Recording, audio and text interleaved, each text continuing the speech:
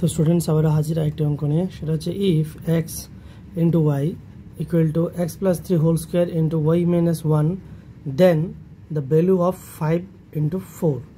তো আমাকে বলেছে যে এক্স ওয়াই ইকুয়াল টু যদি x plus 3 whole square y minus 1 then 5 into 4 এর ভ্যালু বের করতে বলেছে।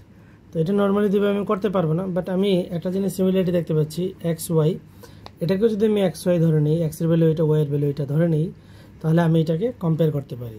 ঠিক আছে, এখানে অপশান দেওয়া আছে এবং এটা কখন এসেছিলো, এসএসসি সিজিএল 2011 এসেছিলো। ঠিক আছে, শিট নাম্বার 1 এসেছিলো। তো আমরা এটা সলভ করার চেষ্টা করি। তো আমরা যদি এক্স প্লাস ওয়াই মানে এক্স ইন্টু ওয়াই, তো এটাকে যদি এক্স ওয়াই এর জায়গায় বসিয়ে দিই, তাহলে ফর্মুলা ওয়াইজ কী হবে, এক্সের ভ্যালু এটা, ওয়াই হচ্ছে এটা, রাইট।